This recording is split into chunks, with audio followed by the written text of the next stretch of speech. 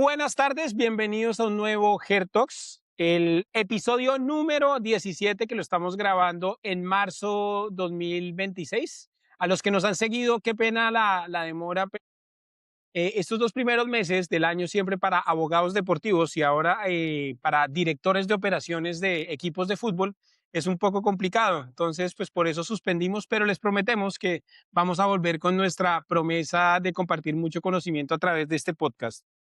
Sin echar más introducciones, hoy tengo dos amigos de la casa y precisamente cuando preparamos este podcast nos acordamos que el primer capítulo fue con alguien de la casa como es Carlos Alberto Buitrago. Carlos, bienvenido a este podcast, tu espacio, tu casa, ¿cómo estás? Querido amigo, muy bien. Siempre es grato volver de a donde uno se origina e inicia su camino. Muy contento de estar contigo hoy, con Alejo también, viendo cómo ha sido la evolución en este último año cuando hicimos el primer Health Talks. Y bueno, vamos a ver qué sorpresas tenemos hoy. Bueno, para los que no saben, Carlos trabajó con nosotros exactamente hace un año que tomó riendas y se fue a un cargo más dirigencial y hoy por hoy está tengo acá, CEO, director de operaciones de Inter de Bogotá, que diría que es el equipo de moda en el fútbol profesional colombiano, que pues también vamos a aprovechar para hablar de eso. Y por el otro lado, pues está Alejandro Naranjo, compañero, amigo de Mil Batallas. Hoy por hoy nos está acompañando en proyectos especiales de GER. Alejo, ¿cómo estás? Gracias por conectarte. ¿Qué hora es en Barcelona? ¿10 de la noche? Me digo, tempranito. El sacrificio está en que está jugando en este momento Barcelona Atlético de Madrid. Ustedes saben que eso pasa mucho. Que uno dice, no, no, trabajas en derecho deportivo, eso es que ves mucho deporte y tal. Y yo, no. A veces está pasando el deporte y uno está trabajando, que son cosas diferentes. Pero contentos de estar aquí con ustedes. Papá y mamá deportivos y ahora también papás de unas familias muy preciosas. Bueno, en el momento de grabar este podcast, efectivamente el Barcelona está jugando con el Atlético de Madrid y bueno, esperar ahí cómo termina este resultado. Entremos en materia y miren, realmente cuando preparamos este podcast, lo que queríamos era combinar esa experiencia que ha podido tener Carlos desde la parte directiva y Alejandro a través del derecho deportivo, porque nos queremos enfocar en un tema fundamental y que lo importante de hoy es ver cómo estamos analizando el mercado del fútbol, principalmente en Colombia, y después vamos a empezar a discutir como estos temas que han pasado en FIFA en los últimos meses, aprovechando que Alejandro la semana pasada estuvo en Budapest en el Congreso de Derecho Deportivo de la FIFA, más conocido como el FLAR. Entonces, bueno, Carlos, entrando en materia, antes que cualquier cosa, ¿cómo ha sido este año? ¿Cómo ha sido ese cambio de dirigencia, de ser un abogado deportivo, obviamente, a ver ya, yo creo que el fútbol desde una visión más 360, ¿cómo te has sentido? Cuéntanos qué nos puedes decir de eso. Ha sido un cambio muy retador, ha sido una transformación que tuve que hacer en el enfoque en el cual veía los procesos que pasan todos los días en un equipo de fútbol, especialmente porque cuando uno es abogado deportivo muchas veces está muy tras bambalinas y uno recibe todo lo que viene de los clientes, agentes, clubes, jugadores, siempre muy a través de una pantalla o a través de un escritorio y hay como una barrera que lo protege a uno. Aquí no, aquí la puerta está abierta y los problemas llegan de frente a ti. Llega el tema de las quincenas y los jugadores preguntando por qué se les retuvo tanta plata, por qué el premio no se pagó, cómo es el tema de los viajes, de la logística, de la coordinación de los uniformes, de las fechas de partido, manejar lo que es equipo profesional masculino, femenino, 4 categorías de fuerzas básicas, más las escuelas. Ha sido eso, una transformación del enfoque de, oiga, aquí uno tiene que dar soluciones, uno tiene que enfocarse en que las personas puedan hacer mejor su trabajo. Yo siempre les he dicho a todos los que he conocido desde que llegué aquí, oiga, mi trabajo es que su trabajo sea más fácil, dígame qué herramientas necesita y qué apoyo necesita para que desde el área operativa la podemos hacer. Y esa parte operativa complementarla con lo que ya tenía algo de experiencia, unos 10 añitos de experiencia precisamente contigo en HER. Más, 10 Y- añitos. Exacto, y tratar de combinar un poco eso de, sí, a veces ponerme la máscara de abogado, a veces ponerme la máscara de director, pero todo con un propósito y es que este proyecto fluya, que esa dirigencia fluya, que nuestros dueños se sientan orgullosos del trabajo que estamos haciendo, que creo que en este momento está surgiendo frutos. En el fútbol, 1 más 1 no es 2, lamentablemente, porque así tú trabajes y te esfuerces, el resultado dependerá mucho de los que están en cancha. El año pasado no nos fue tan bien en la transición, creo que tenía mucho que ver lo que estábamos también transformando la mentalidad, el escudo, el nombre, y este año ya con este nuevo arranque, en este nuevo inicio de temporada con ilusiones renovadas, creo que se están viendo los resultados en todo sentido, deportivamente, comercialmente, operativamente. Han habido muchísimos avances que estamos muy contentos y bueno, ese es como un pequeño resumen de este último eh, año tan entusiasmante. Bueno, pues suena muy interesante y dándole un poco la palabra a Alejo. Alejo, tú también has tenido como una transformación, porque pues ya habíamos hablado en un podcast anterior también de tu experiencia principalmente en el derecho deportivo internacional. En estos últimos meses que has empezado a entrar al mercado colombiano, ¿cómo lo has visto? ¿Cómo te has sentido ya como en tu tierra, por decirlo así, con las experiencias que has podido tener últimamente con los clientes? Muy contento y sobre todo muy aterrizado. Y siento que me ha hecho ser más reflexivo y entender más a veces los problemas que llegan después y cómo, o cómo es que surgen las disputas. Es decir, durante la experiencia que había tenido de siempre y que sigo teniendo, veo mucho ya cuando el problema llegó hasta sus últimas consecuencias, o para el momento de decidir, pero ahora estando también del lado de los clubes, del lado del litigante o del lado del negociante en transferencias y tal, entiende más uno las necesidades de los clubes, las necesidades de los jugadores y cómo van los tiempos también muy rápido. Entonces, cómo se llega finalmente a las disputas que uno finalmente ve. Y entonces, deporte y el fútbol siguen siendo una industria muy particular. Uno se impresiona como con valores tan altos se pueden cometer ciertos errores en las contrataciones. Pero luego uno entiende que todo el mundo presiona mucho, los tiempos son ajustados, a pesar de que un club, por ejemplo, sea muy exitoso, sus clientes, hinchas, amigos, como quieras llamarlo, lo siguen presionando, siempre tienen que mostrar resultados y eso puede llevar mucho a error. Entonces, es como más impulsivo, pero al mismo tiempo exige también responsabilidad, que por más afán que tengas, tienes que hacer tu trabajo bien. Bueno, entonces empecemos en materia ya después de esta breve introducción y hemos preparado unos temas que, como les dije anteriormente, primero vamos a hablar como de los temas colombianos y después de eso de lo que estamos observando, llegar a nivel FIFA. Entonces, Alejo, aprovechando, digamos, tu conocimiento, hace poco observamos que el presidente la Mayor empezó a hablar de la implementación del fair play financiero en Colombia. Nos gustaría que primero nos explicaras qué es el fair play financiero para las personas a grandes rasgos y digamos, este mensaje desde la óptica jurídica, ¿tú cómo lo estás viendo? Y después, pues ya hablarlo con Carlos Verdes de la aplicabilidad desde el club. Perfecto. Pues mira, muy cortica. El fair play financiero, para empezar, es un criterio de un concepto más grande que se llama licenciamiento de clubes, ¿cierto? Licenciamiento de clubes es unos requisitos, unas características que tiene que cumplir un club para poder participar en una competición, ¿cierto? Explicado así, eso honestamente no es tan grande como uno lo imagina, tan horrible. Incluso en todas las competiciones, de cierta forma, un licenciamiento de clubes. Un ejemplo muy cortico, el fútbol amateur, todos los niños tienen que estar inscritos en el colegio. Si no están inscritos, no juegan. Hombre, eso es licenciamiento de clubes. Entonces, en las grandes ligas, maximizado eso, el licenciamiento de clubes se creó para que todos los clubes, toda la industria crezca de forma responsable, ¿cierto?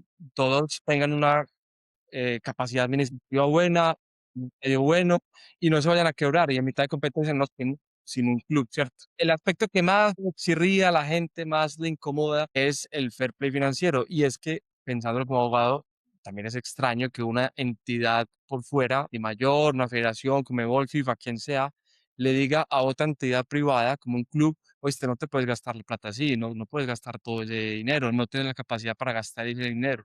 Es como, hombre, yo hago con mi plata lo que yo quiera, ¿cierto? Pero yo creo que requiere una visión más global para poderlo entender.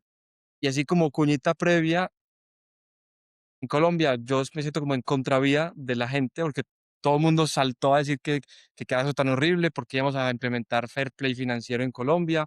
Ahora sí que no se van a ver las grandes contrataciones y demás. Y yo digo, hombre, necesitamos primero una mejor explicación de qué es el fair play financiero, que es para crecer todos juntos. Y segundo, en Colombia, en mi concepto, se necesita fair play financiero. En Colombia estamos excesivamente acostumbrados a ver que los clubes se quiebren, a ver que los clubes desaparezcan, eh, vayan a, no tengan apoyo en la ciudad y se vayan, o sea, se van en casos particulares, pero se me hace muy necesario, honestamente, licenciamiento de clubes en Colombia, no solo fair play financiero. Oye, Carlos, y acá te devuelvo la pregunta, porque después de la explicación que da Alejandro, la Conmebol hace unos años ya empezó a hablar del tema de licenciamiento de clubes. Digamos, desde tu experiencia ya en el gerenciamiento del club, ¿qué tanto podemos hablar de ese licenciamiento en la práctica? Porque, pues, si bien es cierto, ya es un mandato de Conmebol que se supondría que tendría que estar en el fútbol profesional colombiano, ¿tú cómo lo has visto ya desde la práctica? ¿Cómo estamos realmente? Pues no hay mucho control sobre eso. Y aquí haciendo un pequeño disclosure, las opiniones que voy a dar son muy personales, no representan para nada IDBS Albinegro S.A., que es la empresa para la cual trabajo. Pero lo que digo es, no hay mucho control sobre eso porque a fin de cuentas las reglas de Conmebol y todo ese tema de licenciamiento de clubes les van a aplicar los clubes que participan en competencias internacionales, que a fin de cuentas, pues por año son 8 y casi siempre son los mismos. Entonces, varios clubes no tenemos la obligación de hacerlo y lo cual implica obviamente un desgaste administrativo importante cumplir con cada uno de esos parámetros. Y porque la DIMAYOR tampoco lo va a exigir precisamente porque no es exigible a nivel Conmebol. Entonces, eso, si bien puede llegar a ajustar un poquito las piezas, yo creo que más que la regla, cómo se aplica y cómo se ejecuta, es la mentalidad de los clubes. Muchos clubes aún no tienen la mentalidad de que esto es una empresa y que hay que ser responsables administrativa, financiera y operativamente para que una empresa llegue a su objetivo final, sea cual sea el proyecto deportivo que estén trabajando. En nuestro caso muy particular, nosotros tenemos unas exigencias muy altas porque tenemos inversionistas extranjeros que tienen una mentalidad estadounidense que es diferente a la mentalidad sudamericana, lo cual nos implica a nosotros tener una excelencia en los procesos y que todo funcione lo más relojito posible. Sin la obligación de tener la necesidad de un licenciamiento de clubes, hacemos lo posible para mantenernos en esa instancia. De hecho, nuestro club mantiene una certificación ISO que, si no estoy mal, ningún club en Colombia la tiene. Y eso, pues, no es nada fácil. Y es una gestión que viene incluso desde la anterior administración, por los antiguos dueños, y que en este momento hemos tratado de mantener. Básicamente eso. Oye, y uno viéndolo desde la perspectiva en el fútbol profesional colombiano per se, uno sí ve que hay algunos clubes que están muy organizados en ese tema. Pero realmente la propuesta de la DIMAYOR viene como pensando más allá. Es decir, estamos como muy lejos de llegar como a un tema de pronto que esos mismos controles lleven a un mejor producto. A ver, es que el tema del fair play financiero, yo creo que suena muy duro. Entonces la gente cree, no, usted no puede gastarse la plata y coincido con Alejo, pues es mi plata porque no me la va a poder gastar como yo quiera. El punto aquí es, ¿esto en qué nos beneficiaría a los clubes como liga? En que nosotros nos enfrentamos a que algunos clubes prometen mucho dinero a jugadores en contrataciones con salarios que no pueden pagar. Y eso competitivamente para uno es difícil porque, oiga, vea, yo soy una empresa responsable, le puedo pagar 40 millones al mes y eso es lo que puedo ofrecerle. Ah, pero es que aquí este club me está ofreciendo 60. Y uno dice, ¿de dónde va a sacar ese club 60 millones para pagarlo? Ni siquiera el propio club lo sabe. Y el jugador va a decir, obviamente, prefiere irse a ese otro proyecto. Y es una lucha constante que tenemos y de pronto el fair play financiero podría ayudar a que este tipo de situaciones no ocurran o por lo menos reduzcan la cantidad que sucede. Porque vemos como clubes que quiebran y entran en competencia y luego hacen reorganización y no pagan las, y es un círculo vicioso y los acreedores, las empresas que trabajamos honradamente, que son juiciosas con sus pagos en lo posible, a pesar de que el mercado, que la cartera en un club deportivo es una vaina impresionante, pero genera una desbalanza competitiva que es muy complicado manejar. Obviamente siempre van a haber clubes grandes, medianos y pequeños. Y obviamente a medida que un club vaya creciendo sus ingresos, pues va a poder invertir más en jugadores. Pero que sea paulatino, no que sea eso que ocurre con un club especialmente en Colombia que fue campeón de Libertadores y 2 años después está casi que en la quiebra. Entonces son cosas que uno no entiende y que precisamente en esa herramienta podría funcionar el fair play financiero. Ahora, educar a los dueños de los clubes en esto tampoco es una tarea fácil, porque son maneras de hacer los negocios y siempre les ha funcionado y cambiar esa mentalidad va a ser muy complicado en un periodo muy corto de tiempo. Entonces, veo muy difícil que los votos suficientes lleguen para que se implemente un fair play financiero eficiente en Colombia. Me quedo contigo y con un tema y ya haciendo conexión a nuestro segundo tema, que es la reorganización empresarial. Para nadie es un secreto, sobre todo para los abogados, que la reorganización es una figura de salvar empresas que hace mucho tiempo existe en Colombia y en muchos países. Sin embargo, últimamente hubo una modificación en Colombia donde prácticamente esta figura puede ser utilizada mucho más fácil. Y Alejo, y aquí quería aprovechar ese tema de cómo puedes ver que está afectando al derecho deportivo esas reorganizaciones empresariales, en el entendido que, por ejemplo, de los 36 equipos profesionales, a día de hoy en Colombia estaba leyendo que hay 7 que ya están en reorganización y eso obviamente uno creería que está entorpeciendo el juego como tal. Mira, ya Carlos nos dio la pista en esto, y es que por más de que todos los clubes quieren ganar, por más de que todos los clubes se preparan para eso, sueñan y en fin, todos somos parte de la misma liga, ¿cierto? Y cada vez que un club le quiera ganar algo, lo necesita y necesita todo el contexto para que el mismo sea grande y el mismo sea ganador. Entonces, es una dualidad difícil de que tenemos clubes que no están honrando sus compromisos comerciales, por lo tanto, no es una competición equitativa, igualitaria, es una competición entonces injusta en ese sentido, pero al mismo tiempo no los podemos dejar fallecer tan fácil, ¿cierto? Sobre todo a mitad de temporada. Entonces, ¿qué pasa con los puntos que ya jugó? ¿Qué pasa con los puntos que le faltan por jugar, ¿cierto? Entonces uno se arranca los pelos, pues yo personalmente no puedo, pero uno se arranca los pelos pensando como, hombre, quiten el reconocimiento deportivo, que no juegue, que juegue con la sub-20, pero pensando como en la competición completa es muy difícil.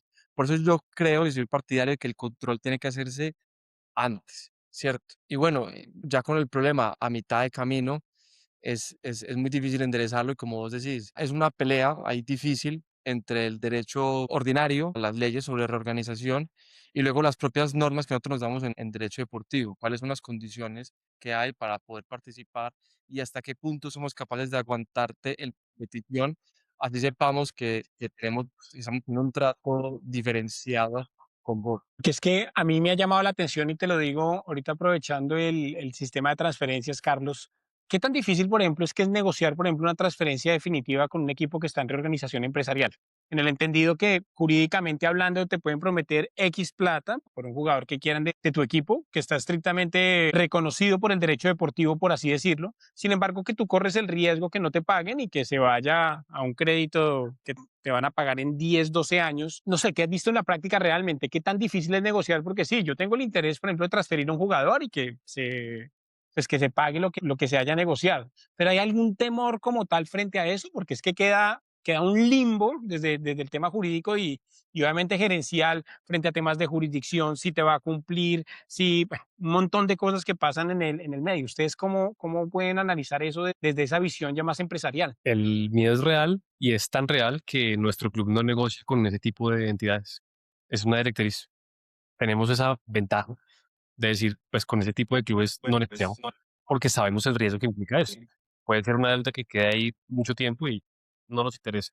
Es una de las ventajas que uno tiene también de ser un grupo mayor tan imponente que, es que nos jugamos temprano van a terminar o en Necaxa o en Wrexham si no quieren y que podemos decirle que no a esos equipos que están a causar. La respuesta corta es no negociamos con ellos. Y han habido posibilidades, han habido y han sido muy estrictos con eso. Por más que la parte deportiva diga, mire, quiero este jugador y estén enamorados por X o Y motivo, cerrar las puertas para ese tipo de equipos. Correcto. Además que sucede algo muy práctico y es que los jugadores que hacen parte de esos equipos tarde o temprano van a quedar libres porque no los van a pagar. Van a tener en su momento una causal para poder terminar y es cuestión de tener paciencia. Obviamente la parte deportiva quiere a los mejores jugadores y si los puede tener ya, mejor. Pero muchas veces hay que esperar 6 meses, la negociación cambia por completo, precisamente porque estos clubes no cumplen con sus obligaciones. Y eso nos da una ventaja competitiva y operativa de poder esperar un tiempo y poder traer en el momento oportuno sin necesidad de entrar en negociación con este tipo de clubes. Alejo, te vi con ganas de aportar algo. No, porque justamente en estos días tuve una discusión, pues, o un debate parecido, pero desde el punto de vista contrario. Aquí lo estamos viendo, pues sin decir que sea el caso de Carlos, de cuando se quiere a un jugador, ¿cierto? Y se lo trae a un club de... Pero hay veces que los clubes irresponsablemente ofrecen dinero que no tienen y uno dice, si se lo vendan, al jugador como que de pronto no me paga. Entonces ahí viene la creatividad de los deportivos y poner incluso cláusulas o penalidades en caso de que no puedan registrar a un jugador. Y pasa mucho, no solo que estén en localización, no internacionalmente. Por ejemplo, si tienen prohibición de no exhibir, porque ya no cumplieron de los anteriores. Entonces, sí, no, aquí es donde viene la creatividad de nosotros cuando gana la irresponsabilidad. Como quien dice, nos quedamos sin trabajo los abogados deportivos, que siempre diré que como que uno al fin y al cabo lo que se vuelve es una oficina de cobro, ¿no? Pero bueno, yo creo que digamos que es lo más sano como desde un ámbito empresarial, pues tomar como esas alarmas que pues efectivamente si están con estas figuras, pues seguramente de pronto el negocio no será el más acertado. Un tema que también hemos estado viendo y a mí que me llama muchísimo la atención es el tema de los contratos a término fijo, que en Colombia cambiaron a 4 años. En la experiencia observamos que en la ventana de junio del año pasado realmente hubo mucha, pues que no fue como tan, lo que pudimos percibir fue que realmente de pronto no fue como tan exigida porque era un tema de una modificación muy nueva. Sin embargo, en diciembre nos pasó desde la práctica que a veces sí, que a veces no. Carlos, ahí tú cómo la viste realmente, digamos, ese cambio que ha beneficiado al fútbol profesional colombiano. ¿Cuál es tu perspectiva frente a eso? Miren, nosotros todavía no hemos firmado el primer contrato por 4 años, porque uno en qué escenario los piensa, de pronto en un jugador joven que las fuerzas básicas que debuta y queremos protegerlo y uno lo firma por 4 años, o el caso de una compra. Pero igual yo creo que en este escenario todavía no estamos listos para que sea un contrato de 4 años, porque, a ver, en el mundo ideal tú compras a un jugador o lo haces debutar y esperas que en 3 años lo puedas vender y que siga su rendimiento y que siga su evolución, pero muchas veces no es así. De hecho, los jugadores que Inter Bogotá compró el año pasado, solo uno es titular a día de hoy y los otros dos son titulares. Entonces, en el fútbol, como les decía, uno más uno no es dos, puede pasar cualquier cosa y quizás arriesgarse con un contrato de 4 años puede llegar a ser un riesgo innecesario. De hecho, una de las cosas que pasaron aquí cuando llegamos es que habían varios jugadores con el cual la nueva parte deportiva no quería contar y tenían contratos a 3 años. Y eran contratos larguísimos para terminar y unas indemnizaciones terribles.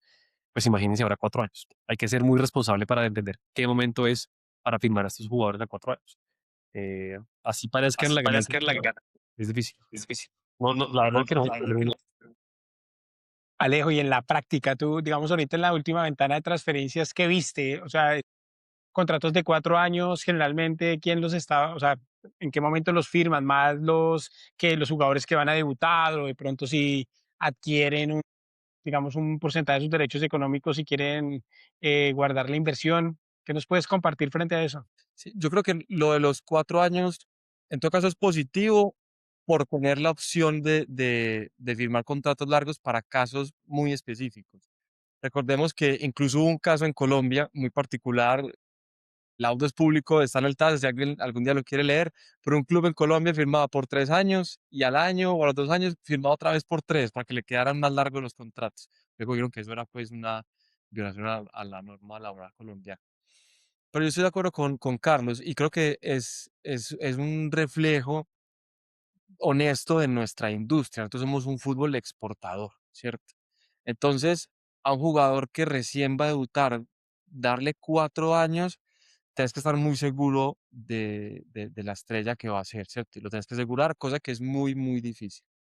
Y luego, en nuestro fútbol no hay tantos jugadores o los más talentosos, de más proyección, los que están en su prime, pues son los que precisamente se van, ¿cierto? Entonces, tenemos una liga de jugadores muy jóvenes y de luego de jugadores ya veteranos o con mucha experiencia que vienen ya a sus últimos años en Colombia. Y entonces, en ese mismo sentido, a un jugador de 30 y muchos años, los clubes con cierta razón en ocasiones les da temor firmarlos otra vez por 4 años. Entonces, lo veo bien, tener la posibilidad para casos específicos, para las supercontrataciones que tengamos o algo muy particular, pero es verdad, es difícil el caso que se dé en Colombia, pero bueno, está bueno tener la opción. Además que hay un tema deportivo aquí, es decir, cuando tú le das un contrato por 4 años a un jugador, el jugador también se relaja, en la realidad. En cambio, si es un proyecto diferente, tú le dices al jugador 1 año y con opción de renovar en caso de que cumplan unos objetivos, el jugador va a estar con más sed de querer triunfar. En cambio, con un contrato de 4 años, se relajan. Ah, pues ya tengo 4 años aquí, me gano tanta plata, Le van le bajo el... Me imagino, porque si es solamente un año, luego lo quieren renovar a los 6 meses y dicen, no, hombre, yo en 6 meses ya me voy también, tengo ofertas. Es riesgo que uno tiene que correr aquí y tratar de ser lo más objetivos posible de las estadísticas, de los datos, de lo que ahí está el jugador, porque puede salir el tiro por Carlos, una pregunta. Ustedes que son tan juiciosos con el tema de los números, conociendo muy bien la parte deportiva de Inter de Bogotá, por ejemplo, ¿ustedes tienen algún número de, por ejemplo, el jugador en Colombia, cuánto tiene sus contratos laborales? Me refiero como, digamos, ese tema de rendimiento que tú digas, mira, es más óptimo firmar a 2 años, a un año, a 6 meses, o eso no existe. No lo tenemos parametrizado a nivel liga, pero lo tenemos parametrizado a nivel inter. O sea, la estadística aquí nos ha demostrado el rendimiento de los jugadores va a depender mucho del contrato que tengan. Es una realidad. Ah, pero bueno, pero sí es un indicador que las partes deportivas de cada club tienen la tarea de hacerlo, Claro, realmente como pues para hacer más eficientes sus inversiones. totalmente. Ok. Cambiando un tema ya de clubes, a mí algo que me ha llamado la atención es lo que se viene del Mundial, ¿no? Entonces todos estamos esperando el Mundial, sabemos que ya viene, de hecho hoy es el momento que estamos grabando este podcast, faltan 100 días para el Mundial. Carlos, yo sí quería preguntarte una cosa porque la liga empezó muy temprano, precisamente por el Mundial, y desde la visión de club, ¿el Mundial se vuelve un aliado o un enemigo para ustedes? Como club, enemigo total. Y yo soy un amante del mundial, que el mundial es mi competencia favorita en todos los deportes. Me parece que es una exposición deportiva hermosa, pero para clubes es terrible por varios aspectos. El primero, la liga empieza muy temprano. ¿Eso qué implica? Acortar tiempos de preparación y pretemporada y de contratación. Porque, a ver, aquí la verdad que hemos tratado de ser lo más diligentes posibles y la parte deportiva corre junto a la parte operativa y legal para que tengamos el equipo listo para la primera fecha. Y prácticamente el 85% del equipo ya estaba listo para la primera fecha, pero muchos equipos no lo pueden hacer. Uno, porque jugaron la final hasta diciembre, entonces el tiempo de preparación fue muy corto. Nosotros quedamos eliminados muy temprano y eso nos dio un tiempo de trabajo mucho más largo. Pero claro, el año empieza muy rápido y tener el equipo listo en ese momento es complejo.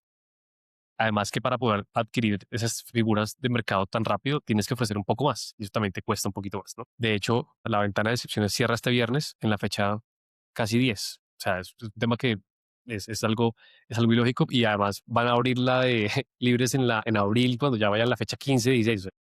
Pareciera casi que ilógico porque entonces ese contrarreloj afecta el tema del calendario, por supuesto. Hay semanas en las que se juegan, yo veía un tweet que día de una cuenta argentina o no me acuerdo de qué dónde decía, Otra vez juega Inter Bogotá juega cada nada", y es una realidad. Al principio del torneo es juego, viaje, viaje, juego. Muchos viajes son viajes largos, de viajes de 3 días, Pasto, Manizales, son viajes muy complicados y que vienen con semana corta.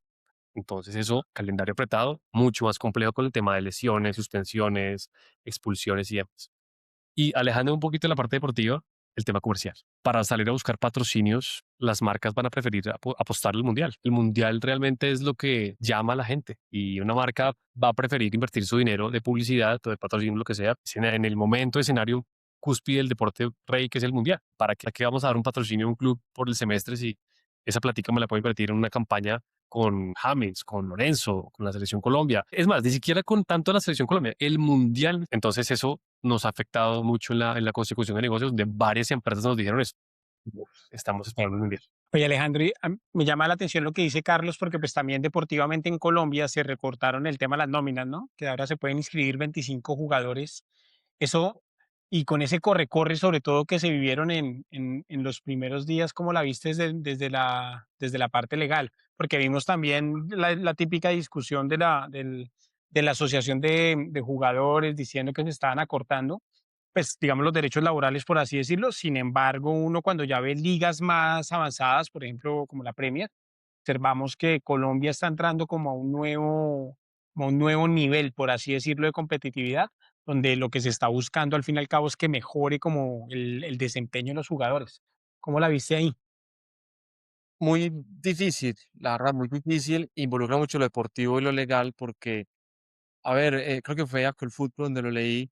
Si vos coges 5 jugadores por cada club, son 36 equipos, 5 por 36, son una cantidad de gente que dejaste, digamos, de cierta forma sin trabajo o sin la posibilidad de conseguir trabajo de un momento a otro. Y por más de que la ventana de transferencia cierre tarde, como que también es completamente rarísimo y muy raro para la competición que un jugador entre la fecha 10 o 15.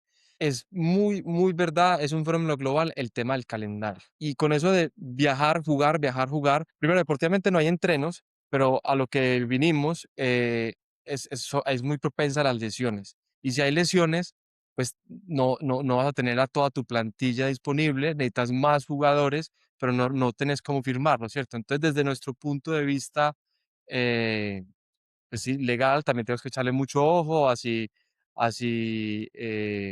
pues fijar cláusulas suficientemente protectoras con el tema pues de exámenes médicos y demás. Ahora, no, honestamente no dejar de perder la oportunidad de responder eso si amigo o enemigo es el mundial de los clubes. Me sorprendió mucho el tema de lo del marketing, no lo había pensado, muy, muy interesante.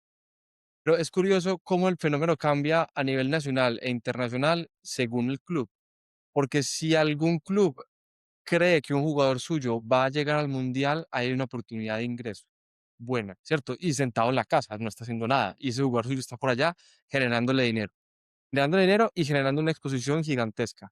Ahora, también puede ser lo contrario. Puedes tener un jugador tuyo, si es un club grande europeo, un jugador tuyo que lo estás viendo allá matarse una competición buenísima, pero vos haciendo fuerza que no se te regrese lesionado. O por lo menos va a llegar cansadísimo, muy propenso a lesiones nuevamente. Y puede pasar mil cosas. Por ejemplo, si utilizas el mundial como plataforma para contratar, te van a pedir más dinero, ¿cierto? Lo puedes hacer desde antes, pero es una apuesta. O pueden suceder casos muy particulares, como el del Barcelona. El año pasado, el mundial no recuerdo cuál fue Brasil, no me acuerdo, cuando contrató a Luis Suárez, que ya lo tenía contratado y por una actuación suya en el Mundial no lo pudo utilizar durante los entrenos y no sé cuántos partidos al principio. Entonces, amigo o enemigo, creo que depende mucho del club que seas. Oye, Carlos, y uno viendo también, pues obviamente el mundial, realmente como, no sé, yo lo estoy calculando así, ¿hasta cuándo va el torneo colombiano? ¿En la última fecha? La final sería el 10 de junio. 10 de junio, que es, el mundial empieza el 12, pero la fiebre realmente uno entendería que empieza 31 de mayo, más o menos. Estoy viendo que también precisamente Colombia va a jugar su partido de despedida en Bogotá. Por ejemplo, ¿qué actividades ustedes pueden hacer en esa para? Porque pues al fin y al cabo estamos hablando de una para larguísima, sobre todo que hacen un torneo, ¿cuánto? No sé cuántos días va a durar, 40 y pico. Ahí digamos, como club, ¿qué? ¿Ustedes tienen pensado alguna actividad comercial, como de pronto en ese lapso? Porque pues es una realidad que al fin y al cabo al no ver actividad, pues prácticamente todos descansan, pero pues ustedes tienen que preparar un montón de cosas ya para el torneo del segundo semestre. ¿Cómo hacen para fondearse ahí realmente? Pues a ver, realmente en ese momento del año hay que dar sí o sí un periodo de vacaciones para los jugadores y tratar de que cuando regresen a su pretemporada, activar mucho, atrayendo al hincha que se está haciendo parte de este nuevo equipo. Tenemos un montón de actividades pendientes con los abonados que por el calendario tan apretado no hemos podido hacer, que hace poquito hicimos recientemente la primera, la visita a la sede, la toma de fotos con los jugadores y todo lo demás. Y tratar de enfocarse como en esa parte, eh, como de reestructuración, revisión de lo que se hizo bien, que no se hizo, que no se hizo tan bien, y empezar la pretemporada lo antes posible para el segundo semestre. Obviamente también el trabajo ahí fuerte es en el tema de captación de jugadores, la renovación de contratos y todo lo demás que en esa época es dura. Y ya desde lo que digo, ya desde la parte comercial es complicado competir con eso. O sea, yo creo que lo que uno puede hacer ahí es mejor es fluir con la marca, con el patrocinador que tenga y esperar que pase ese momento, viendo que surgen en ese momento. Como quien dice, tú que tienes un gran patrocinador de televisores, ver el mundial y esperar tranquilo. Sí, ahí no es tan fácil actuar comercial. Bueno, para terminar este capítulo de Colombia, yo quería tocar con ustedes el tema del fútbol colombiano, también desde la parte legal y de práctica.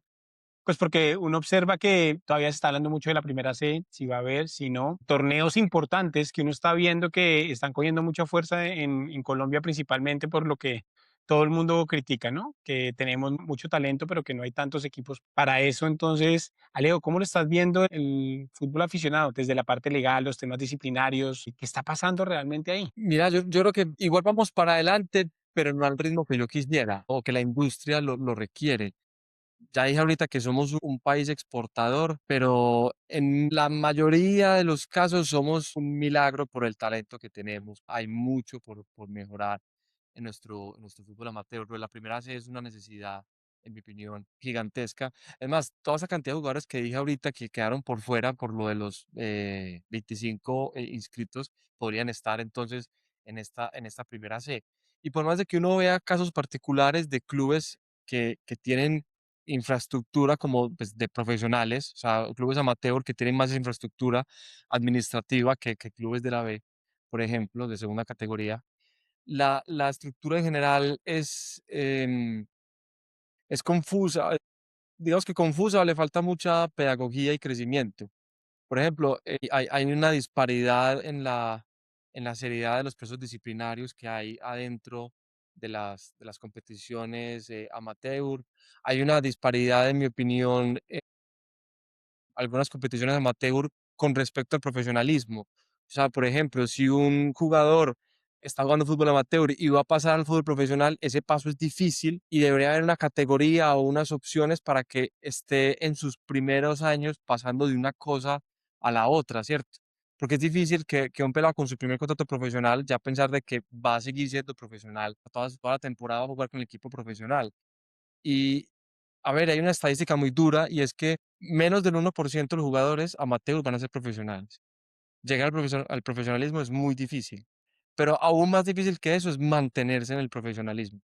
Entonces creo que desde las normas, sobre todo de inscripción, tenemos mucho por mejorar en el paso del fútbol amateur al profesional y sobre todo teniendo en cuenta nuestra vocación exportadora. Carlos, ¿y tú qué en la práctica cómo lo ves? Y vamos adentrando un poquito al tema de la FIFA, ya como club profesional, a mí me gustaría ver, digamos, desde lo que has podido ver, cómo va la organización, si hemos mejorado en ese tema, bueno, algo que hemos discutido mucho en este podcast, que lastimosamente es el tema de la violencia, el tema de la misma seguridad de esos eventos. Bueno, y digamos que ya desde la óptica de un club, ¿cómo te ha ido con la cámara de compensación, demandas de formación y demás frente a eso? Y para que ahorita Alejo nos cuente brevemente todo lo que pudo ver en FIFA. Pues mira, primero retomando un poquito lo que le preguntabas a Alejo, que me parece importante opinar ahí. Una primera C sería muy, pero operativamente es muy complicado. Se los digo desde un club que tiene 5 canchas, que casi ningún club tiene en Colombia. ¿Dónde van a entrenar? Toca contratar jugadores, una plantilla nueva, porque son jugadores que ya están en la etapa entre los 20 y los 23 años en que pues ya tienen que vivir de algo, ya no están en esto por amor al arte. Y un nuevo director técnico, bueno, cuerpo técnico, viajes, alimentación, hospedaje. Entonces, veo complicado que eso sea como de la noche a la mañana, sobre todo porque no es consecuente que quitemos 5 cupos y queramos crear una nueva división tan rápido. Eso va a tomar un tiempo. Con el tema de los 5 cupos, yo sí creo que se les desmejora o sí, se les desmejora de pronto las posibilidades a los equipos que están compitiendo internacionalmente en esto. Pues porque en la realidad es que nosotros, los últimos partidos hemos utilizado 15 jugadores, 16 jugadores, pero hay equipos que tienen torneos internacionales y que 25 quizás son pocos. A fin de cuentas, lo de los 30 antes era una opción. No todos tienen que tener 30. Usted puede llegar a tener hasta 30, mínimo 18, pero hasta 30. Y ya dependerá cómo maneje el tema también. Y en el tema de FIFA, pues a ver, eh, yo personalmente he sufrido mucho esto y lo he sufrido desde que estaba en GER, porque veo que era un sistema que funcionaba, con sus defectos, pero que funcionaba. La plata llegaba a los clubes y había trabajo por hacer y ahora ya no. Y me parece impresionante que en un club como este, que es súper organizado, que tiene todo parametrizado, se haya enviado toda la información y incluso todavía no se hayan recibido pagos. Sí hemos tenido que hacer pagos y como este club es juicioso, los ha hecho, pero los que son para recibir, no. Y tampoco hay una comunicación, uno siempre le habla es una máquina, al correo de FIFA, al TMS, al portal legal, la propia plataforma, uno siente que le hablas directamente como a una pared y no hay como una retroalimentación de, oiga, tengo este problema, qué puedo hacer? ¿Qué más necesita que se haga para cumplir con los parámetros? Cámara de Cooperación, siempre he creído que es un proyecto fallido. Don Alejo. Ya también para ir cerrando este podcast, como de hecho estaba revisando un resumen que colgó un colega que se llama Tony Roca frente al FLAR y uno de los temas fue la cámara de compensación. ¿Qué percepción te dio, digamos, en el FLAR frente a este tema? ¿Sistema fallido o un sistema que apenas se está como automatizando para lograr mejores resultados? ¿Qué percepción puede dejar, digamos, ya esa última actualización de FIFA frente al tema?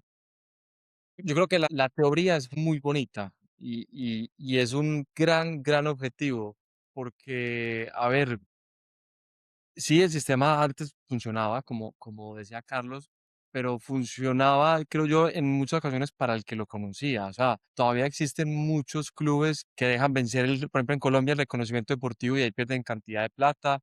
Clubes que tienen cuentas a título propio, no a nombre del club. O sea, se pierde mucho dinero porque se le pasan plazos. Se pierde mucho dinero por muchísimas razones. O sea que la idea está muy bien concebida, pero, o sea, entonces, digamos, desde la persona que da la conferencia, es un gran proyecto y va para adelante y va mejorando. Entonces, de cara al público, el público que lo sufre, que lo trabaja todos los días, empieza como los murmullos, ¿cierto? Entonces, es una posición ahí como más o menos, ¿cierto? Como a tan buenas intenciones, ojalá el futuro le traiga mejores cosas. Los resultados muestran que va para adelante, ¿cierto? Pero cosas como las que les paga Carlos es lo que más se escucha. Y que para que me devuelva, pero me hiciste caer, Carlos, en cuenta de una cosa con lo de la primera C, y es de que si se va a estructurar, tiene que ser estructurada también con nuestra realidad. Es decir, si en Colombia la primera B, o sea, la B, no es un producto muy observado y por lo tanto comercialmente apetecible, ¿cómo será la C, cierto? Entonces, por eso es que tiene que ser quizás un modelo mixto entre amateurismo y profesionalismo, ¿cierto? Entonces lo vuelvo a la Cámara de Compensaciones y hay muchos clubes que merecen más, ¿cierto? Como la primera C y acceder a sistemas como la Cámara de Compensaciones o el sistema que exista, pero lo que sea para crecer. Porque algunos hay que arrastrarlos para que crezcan más y crezcamos toda la industria juntos, y hay otros que les tienen un sombrerito, un techo puesto. Bueno, ya para terminar, Carlos, quería preguntarte, y esto ya es un tema como más humano, este año que ya llevas en tu nuevo cargo, ¿qué has aprendido que puedas compartir con esa gente que hoy por hoy yo podría decir que te ve como un referente de empezar como abogado deportivo y dar ese paso a la dirigencia? ¿Qué es lo que te lleva este año, digamos, que ya vas a cumplir en Inter de Bogotá? Espérame que anoto. Yo Pues también. no estaba preparado para esta pregunta Oye, y esa es la buena. me halagan tus palabras. Yo solo creo que los sueños se cumplen si uno trabaja, si uno es honesto, si uno es persona, si uno mira a los ojos a cuando habla. Uno aquí tiene conversaciones muy difíciles, pero creo que la vea en esto siempre ha sido ser transparente, ser el que es uno en el camino, con la fecha de vencimiento, de financiero, social, siempre ser transparente. Creo que es una de las herramientas más fáciles. La gente de pronto de la y de pronto por querer aparentar o caer bien o ser el bueno del paseo, se pierden en ese camino. Y el que siempre lo respeta a uno como es hoy.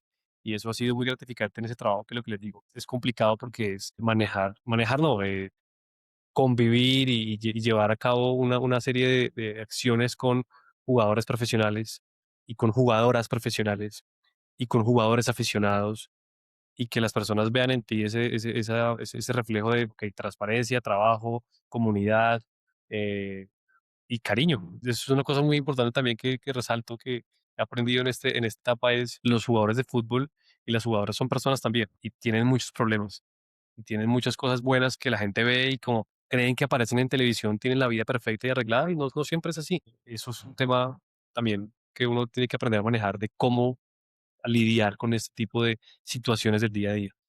Y sobre todo en el tema de las contrataciones, tener mucha paciencia. Al principio me pasaba mucho y era que creía que efectivamente todo era para allá, que si no salía en ese momento, el mundo se iba a incendiar. Y no, muchas veces hay que hacer una pausa, respirar, pensar y no todo es para allá. El mundo no se va a caer si un jugador no firma ese día. El único día que puedo decir que hay que correr es el día del Mundial, 6 de marzo, que ya después de unas opciones, pero de resto hay que sí hay, y con una convicción. A mí me pasa algo, digamos, que extraño de ser abogado deportivo, y es que muchas veces de uno dependía con su preparación, que lo tenía, los argumentos en el estudio, en la norma, en el estudio de la contraparte, del árbitro, de todo eso. Aquí en este rol es completamente diferente. Uno se prepara y hace todo lo puede hacer perfecto, sin ningún error, y a veces el resultado. Entonces yo siempre decía, lo que más extraño el año pasado, ¿no? Lo que más extraño es ganar. El equipo perdía y perdía y perdía. Decía, Dios, ¿qué hay que hacer para que eso cambie? A fin de cuentas es eso, es seguir trabajando, seguir siendo transparente, seguir siendo honesto, seguir siendo honrado, tratar bien a las personas, motivar a sus trabajadores. El marco. Alejo, y también esta pregunta va para ti porque pues también has dado un paso bastante importante hoy liderando ya también tu equipo de trabajo desde Barcelona. Esta bienvenida a Colombia, de hecho también y personalmente te puedo decir que me dio mucha alegría ya verte solo, por decirlo así, en tu primer flar de FIFA y lograr ese reconocimiento que has trabajado a lo largo de estos años. ¿Qué te llevas? ¿Qué has aprendido en este añito? Yo creí que le vamos a preguntar nada más a Carlos, bueno, tampoco lo que era para mí. No, a ver, qué me llevo? Me decís. Yo creo que sobre todo que detrás siempre trabaja personas, gente normal, sencilla, por ejemplo, con problemas, algunos jugadores. Tal, los ven el partido, ve algún video de entrenamiento, son 2, 3 horas de tu vida, pero de resto, tienen familia, tienen problemas, tienen hobbies, tienen sus pasiones, tienen mil cosas. E incluso se aplica para las grandes estrellas, los jugadores, y luego acá abajo, nosotros como abogados también en las negociaciones con los clubes, con agentes, se hace entre personas y entre todos, a veces tengamos posiciones pues, opuestas, vamos todos para el mismo objetivo, ¿cierto? Por ejemplo, en una negociación, así un club le quiere sacar más plata a otro o algo así, los dos están ahí sentados para que la transferencia se dé.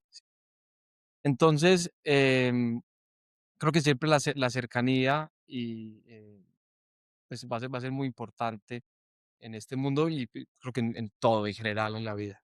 Bueno, les quería hacer esa pregunta ya para también concluir este podcast, es porque a mí de verdad que me da un inmenso placer verlos crecer.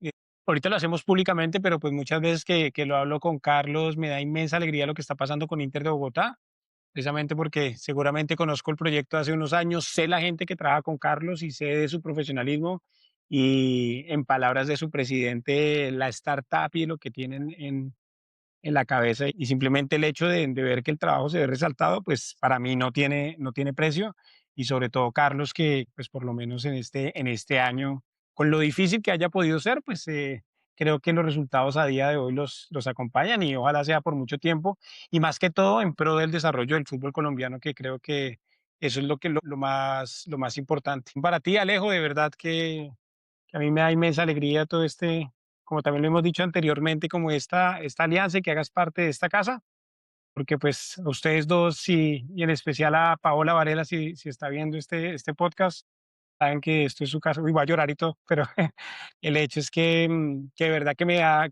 alegría. Gracias por otra vez por su tiempo, por compartir esto, lo que les digo desde mi punto de vista, creo que se han vuelto unos referentes para muchas personas que hacen parte de nuestra comunidad y nada, espero que la sigan rompiendo en sus respectivas carreras profesionales y personales, que al fin y al cabo creo que es lo más importante.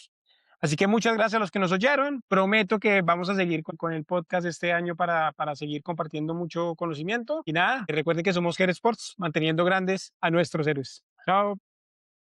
Gracias, chao.